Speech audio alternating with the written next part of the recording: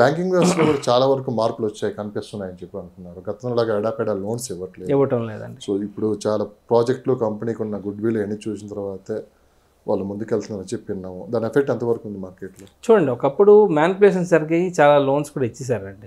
మనం రెగ్యులర్గా డిస్కస్ చేసిన టాపికే. కొన్ని లైక్ మేనేజ్మెంట్ కళ్ళు కప్పి బ్యాంక్ లోన్స్ ఇప్పించిన రోజులు ఉండేవండి.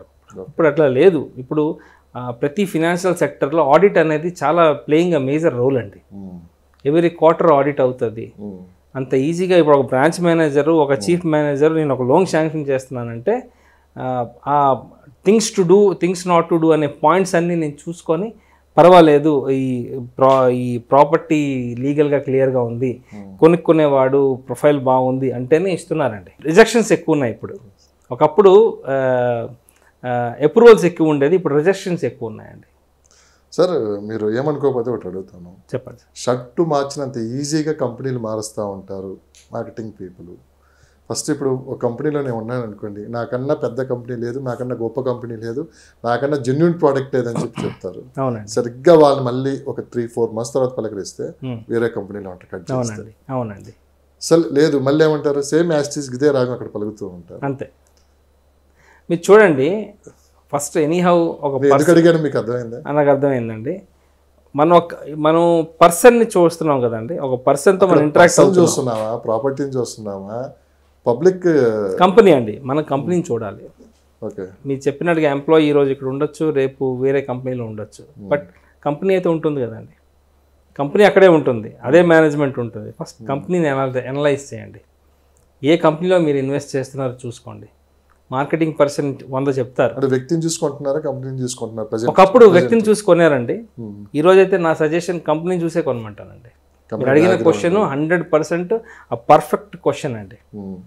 అంతే కదా. నేను ఈరోజు ఒక ప్రాజెక్ట్ చేస్తాను, రేపు వేరే ప్రాజెక్ట్ ప్రమోట్ చేస్తాను, ఇదే ప్రాజెక్ట్లో ఉంటానని గ్యారంటీ లేదు. బట్ మీరు ప్రాజెక్ట్ని చూడండి, అమ్మే అంటే ఎవరు మార్కెటింగ్ పర్సన్ని సజెషన్స్ వినండి, బట్ కంపెనీని అనలైజ్ చేయండి. ఏ కంపెనీలో కొంటున్నాను, మంచి ప్రొడక్టా కాదా, అనలైజ్ చేసి తీసుకోండి. మీ అంచనా ప్రకారం ప్రజెంట్ ఏం నడుస్తుంది? ఇప్పటికి ఏదో ట్రెండ్ నడుస్తుందా, లేకుంటే కాస్త అవేర్నెస్ పెరిగి కంపెనీని చూసి ముందుకెళ్తున్నారు అనేది ఆలోచన? కంపెనీని చూసే ముందుకెళ్తున్నారండి. ఒకప్పుడు ఏదో బ్లైండ్గా ఇన్వెస్ట్మెంట్స్ జరిగాయండి. ఇప్పుడు ఒక కస్టమర్ ఈవెన్ 10 lakhs ఇన్వెస్ట్ చేసినా కూడా A to Z పాయింట్స్ అన్నీ కరెక్ట్గా ఉంటేనే వెళ్తున్నారు ముందుకి. లీగాలిటీ చూస్తున్నారండి. 90% people are going through legality. So person ఏముంది అండి, మార్కెటింగ్ పర్సన్ మారుతూనే ఉంటారు. అంతే, కాలంతో పాటు వాళ్ళు మారుతూ ఉంటారు, కానీ మన ప్రాపర్టీ మటుకు అక్కడే ఉంటుంది. అవునండి. సో అయితే చాలా విషయాలు అయితే మాట్లాడుకున్నాం, కానీ ఇప్పుడు ప్రజెంట్ మనం కూర్చుంది ఏంటంటే ఫ్యూచర్ సిటీ గురించి. ఎలా ఉండబోతుంది, ఏంటి, రోడ్స్ ఏం రాబోతున్నాయి, కంపెనీస్ ఏం రాబోతున్నాయి, ఎంతమంది ఎంప్లాయ్మెంట్ రాబోతుంది. సో గవర్నమెంట్ కూడా చాలా సీరియస్గా ఫోకస్ చేస్తుంది. దాంతోపాటు RRR కూడా రాబోతుంది. సో అక్కడ ఇన్వెస్ట్ చేసుకునే వాళ్ళకి మనం సరైన గైడ్లైన్స్ ఇవ్వాలని చెప్పి, కూడా సరైన ఇన్ఫర్మేషన్ ఇవ్వాలని చెప్పి మనం ఈ ఇంటర్వ్యూ అయితే పెట్టుకున్నాము. అయితే నాకు ఇంకొకటి ఏంటంటే, ఇప్పుడు మాటల్లో కాకుండా నాకు ఒకసారి బోర్డు మీద పూర్తిగా ఎక్స్ప్లెయిన్ చేయగలరా? అంటే రోడ్స్ ఏ విధంగా వస్తున్నాయి, ఏ కంపెనీ ఎక్కడ రాబోతుంది, ఏంటి అనేది కొంచెం వివరించగలరా? షూర్ అండి. సో చాలా ప్రతి సందర్భంలో ఇలా కూర్చొని మాట్లాడుతున్నా కానీ కొంచెం వాళ్ళకి గ్రౌండ్ లెవెల్లో పిక్చర్ క్లియర్గా ఉంటుంది, బోర్డు మీద రాస్తుంది. షూర్, డెఫినెట్గా. సో ఫైనల్గా మీరు ఏమంటారు ఇన్వెస్ట్ చేసే వాళ్ళకి ఇప్పుడు ఆ లొకేషన్లో? చూడండి, ఇప్పుడు ఎనీహౌ మళ్ళీ మన టాపిక్ వస్తున్నానండి. మనం అనుకున్నాం ఒకప్పుడు ఫినాన్షియల్ డిస్ట్రిక్ట్ ఇక్కడ ఎవరు కొంటారు అనుకున్న వాళ్ళు అక్కడ ఒకప్పుడు ఇన్వెస్ట్ చేసిన వాళ్ళు ఇప్పుడు more than double అయిందండి. అది అనలైజ్ చేయండి. ఫ్యూచర్ సిటీ అయితే డెఫినెట్గా నెక్స్ట్ ఫ్యూచర్ లెవెల్లో పెరగబోతుందండి. మన అనుకున్న పర్సంటేజ్ కన్నా దాని డబల్ గ్రోత్ మనం చూడబోతున్నామండి. ఇన్వెస్ట్ అయితే డెఫినెట్గా చేయండి. చాలా మార్కెట్లో చాలా ఆపర్చునిటీస్ ఉన్నాయండి. కొన్ని కంపెనీస్ ఇన్వెస్టర్స్కి ఇన్వైట్ చేస్తున్నారు.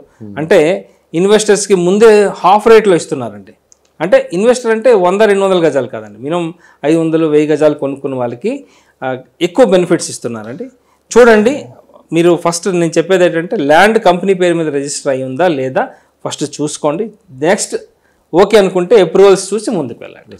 ఇప్పుడు మీకు ఒకసారి ఆ బోర్డు మీద కూడా ఎక్స్ప్లెయిన్ చేస్తారు. అంటే ప్రతి సందర్భంలో కూర్చొని మాట్లాడటం కాదు, అసలు రాబోయే 5-10 సంవత్సరాల్లో ఫ్యూచర్ సిటీ ఎలా ఉండబోతుంది, ఒకసారి మీ కళ్ళకి కట్టినట్లు కూడా చూపించే ప్రయత్నం కూడా చేస్తాం, ఒకసారి చూసే ప్రయత్నం కూడా మీరు చేయండి. సో ఏదైనా సరే ఫైనల్గా రవిచంద్రారెడ్డి గారు చెప్పినట్లు సో మనిషిని కాదు ఇక్కడ నమ్మాల్సింది, మన ప్రాపర్టీని నమ్మండి, కంపెనీని నమ్మండి, కంపెనీకి ఉన్న బ్యాక్గ్రౌండ్ ఏంటి, వాళ్ళకున్న వత్తా కాదా అని చూసుకొని ముందుకెళ్ళండి. At a time government rules and regulations ఏమి ఉన్నాయి ఇదంతా చూసుకున్న తర్వాత ఇన్వెస్ట్ చేయండి. వన్స్ ఒక్కసారిగా మనం ఇన్వెస్ట్ చేసి మన డబ్బులు చేజారాయా రియల్ ఎస్టేట్లో వెనక్కి రావటం అనేది అసాధ్యం. ఒకసారి మనం మోసపోయామంటే ఇంక వెనక్కి రావవి. మన జీవితాంతం కోట్ల చుట్టూ మన జీవితాంతం బాధపడుతూనే ఉండాలి. ఎవరైనా సరే రియల్ ఎస్టేట్లో ఇన్వెస్ట్ చేసేవాళ్ళు 1-2 సార్లు లేట్ అయినా పర్లేదు, అన్నీ చెక్ చేసుకున్న తర్వాతే మీరు ఇన్వెస్ట్ చేయండి.